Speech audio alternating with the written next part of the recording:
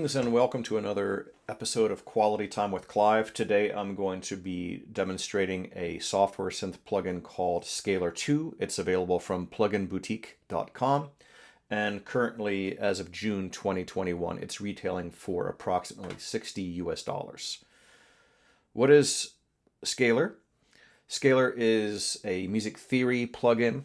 It is a chord constructor, and that just means that you give it certain parameters and it constructs chords for you.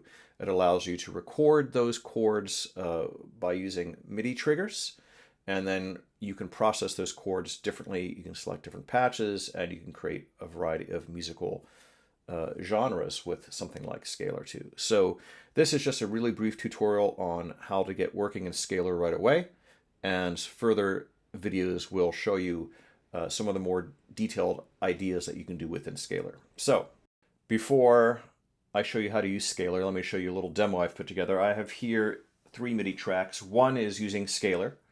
The second is a TB303 emulator, a bass emulator, and then I'm also using the 909 Core Kit, which is standard in Ableton Live. Let's listen.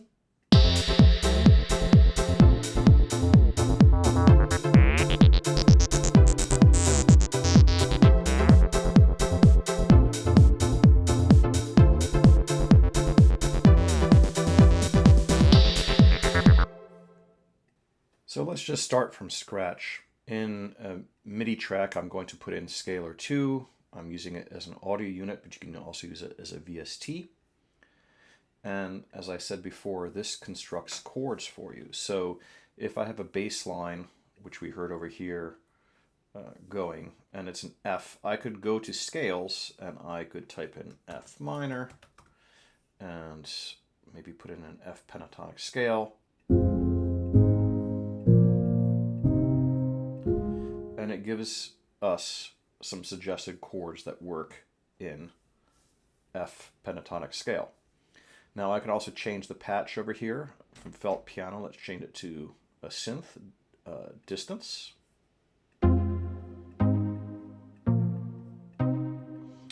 And if you were more inclined to think about chords as a guitarist, there also is a guitar option that you can take a look at this way. I'm more of a keyboardist, so I think about it in this, so I keep my keyboard icon. So you could construct your scales and your chords this way. Or, what's really lovely about Scalar is that it actually has song suggestions and chord structures that are common for various styles, whether you're interested in, let's say, bossa nova or hip hop or jazz. Since I'm doing this with kind of a TB303 emulator, and I'm at 128, I'm going to do house. So I'm going to go over here and select house and just select house 1. And sure enough, look here.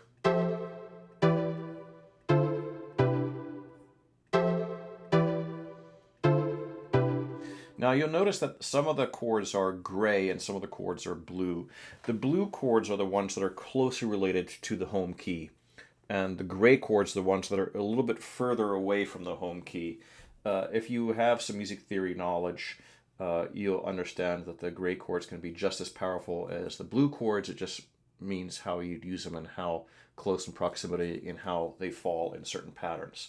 But I always say, if you don't have the music theory chops, don't worry about that. Allow your ear to be your guide and figure out what makes sense to you.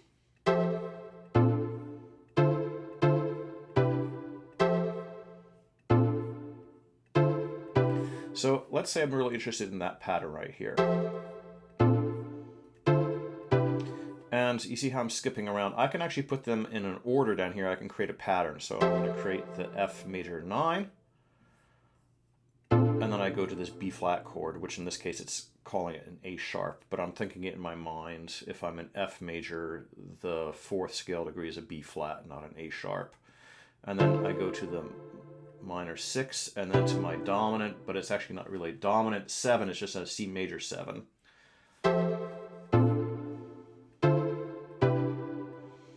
And there we go. And I can use that sort of as a little turning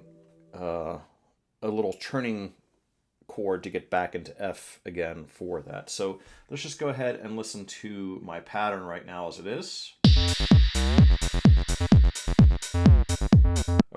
Now I want to play on my keyboard rather than clicking like this, which is very impractical. I'm going to trigger my MIDI keyboard, and when I trigger C2, it's going to play the first chord. When I trigger D2, it's going to trigger the second chord, and so forth and so on. In order to activate that, we click this button over here on the right.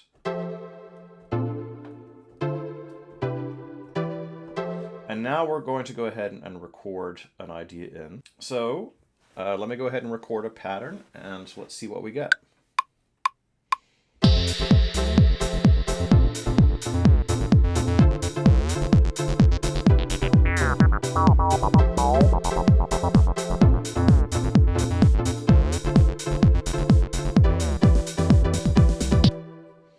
Let's listen to it.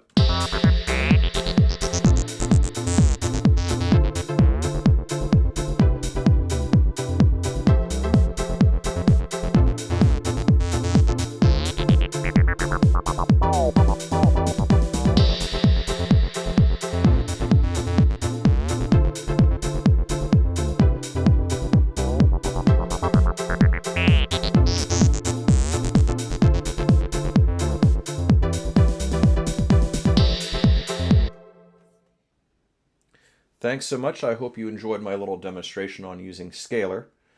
And be sure to tune in soon for more videos on what else we can do with Scalar.